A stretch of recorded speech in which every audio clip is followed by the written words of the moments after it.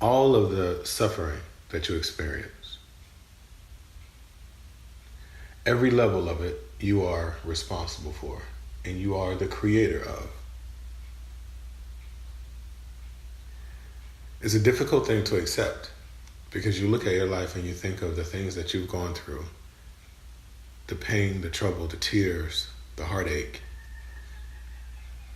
And it just makes no sense how you would put yourself through such things. But it is true that on every level, you've created your own suffering.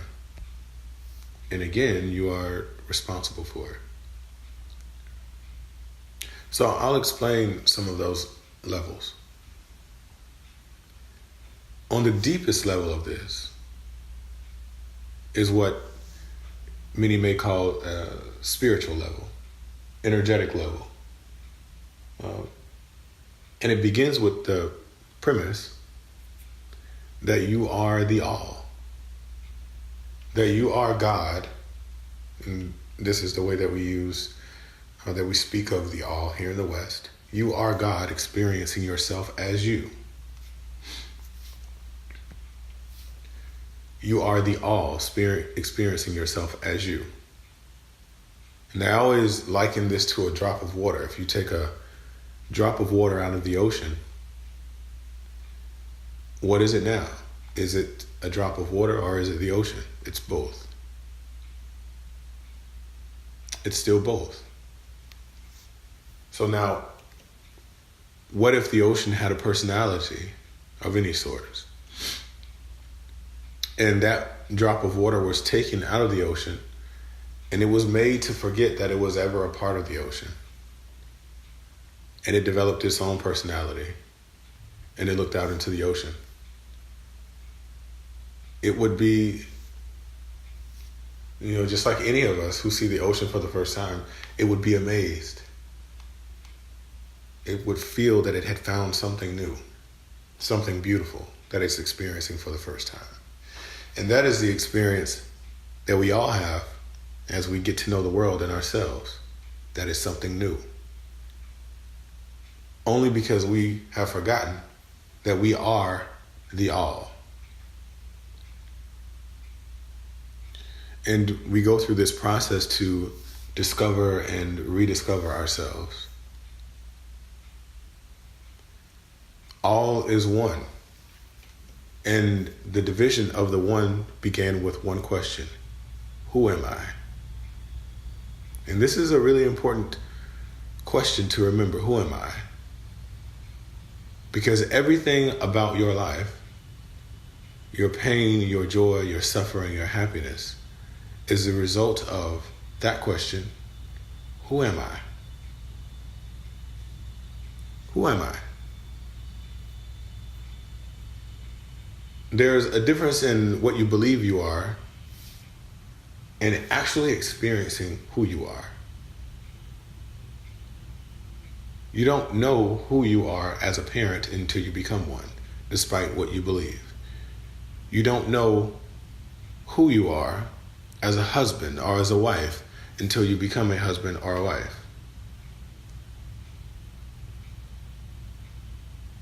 And so in order for oneness to experience, to know, it had to divide itself. And the division is creation. So, understanding that you are the all, experiencing yourself as you, and with that question being presented, who am I? That question is the reason for all of your suffering. It is the reason for the beginning, and it is the reason for everything that you experience. Who am I if I experience a failure? Who am I if I experience a heartbreak? Who am I if I give my all to something and it doesn't work out as I want it to? Who am I if I lose the love of my life because of my own stupidity? Who am I if I'm rich? Who am I if I'm poor? Who am I if I arrive onto a continent with people that I see I can take advantage of? Who am I if I see people being taken advantage of? Who am I if I am being taken advantage of? It's always, who am I? Because everything that you experience, everything, every bit of suffering that you experience, every bit of good, every bit of what we perceive as bad, all of these things are showing you a new part of yourself. Everyone that you come into contact with is showing you a new part of yourself, even if you don't get to talk to that person. You walk by someone who you feel is inferior to you in any way, how do you react? Do you hold your head down and keep walking? And there's a beautiful woman that you'd like to get to know. What do you do in that moment? Do you approach her or do you shrink? Who am I? That is the question that you are always answering. And because we are always changing, we're always evolving, we're always experiencing new parts of ourselves, we're always experiencing new things, people, places, the question never ends. And that is why creation never ends. That is why it has always been and it always will be. Who am I? So in all of your suffering, that is the question that made it so. Who am I? And you get to discover who you are in your suffering. And it's very hard to see the silver lining to suffering, especially when it's extreme. It's very difficult to see. But you will get to see who you are as a result of what you're suffering through. In how you react to it, in how you respond to it, in how you use it. You can use your suffering to cause pain to yourself, injury to others, or you can use it to build yourself up. You can use it to inspire one person, 100 people, 1,000 people, the world. Who am I? So that is where it all starts. And when you keep in mind in that moment that I created all of this, I, not myself, my name, my personality, my ego, but I, the essence of me, the all, I created all of this. I created my suffering. And so I can create my relief from it. Who am I in this situation? Will I go about creating relief for what I've caused, or will I create more injury? And more oftentimes than most, people end up creating more injury for themselves.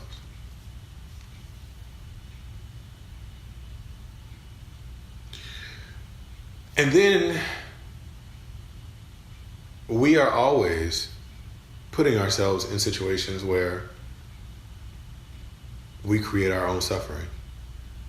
Because it doesn't feel bad while we're doing it, you know. Sometimes it feels amazing.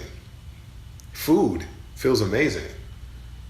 But we can eat ourselves to a place where we are sick, extremely overweight, unhealthy. We suffer. Spending money feels great. Shopping, you get a high from it. But then when there's nothing in your bank account and you're struggling to pay the credit card bills, that is your suffering. Sex is amazing.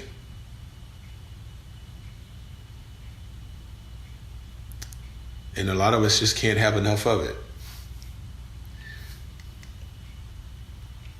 But then there is no such thing as free sex. There is a cost to everything. And that cost can be anything from emptiness to a disease that you can never get rid of, a baby that you weren't planning on having, a toxic relationship that you can't seem to get out of.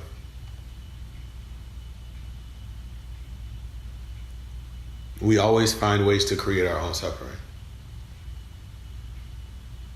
Every bill that we have. And there's no way to get away from suffering. You can relieve yourself from many of the knots that you've twisted yourself into. But even then, you have to suffer in other ways to do it.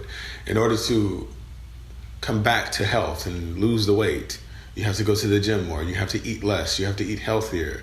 You have to watch your calories. So we're always creating more suffering to get rid of other suffering. And the key is not to run away from suffering, because that is impossible. The key is to suffer in a way that benefits you.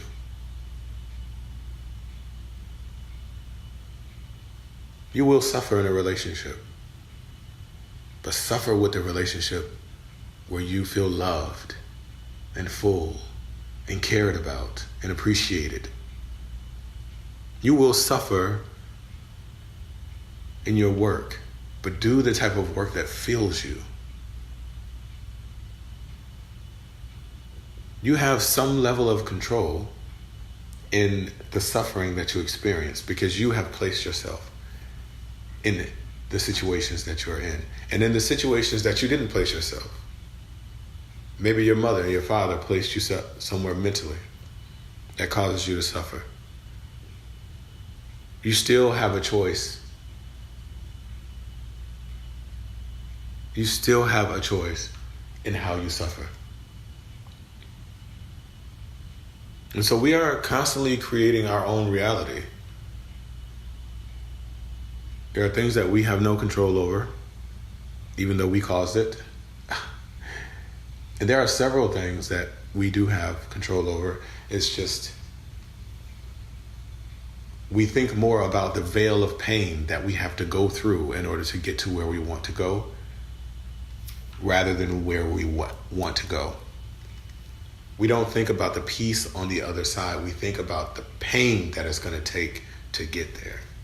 And so we stay in a place of suffering. Choose the way that you suffer wisely. That's how you enjoy the experience. Your whole purpose here is to experience yourself. And there are several ways that you can experience yourself. You can experience yourself in the worst ways, in the most painful ways. And you have a choice to experience yourself in the most beautiful, peaceful, tranquil ways. It's up to you.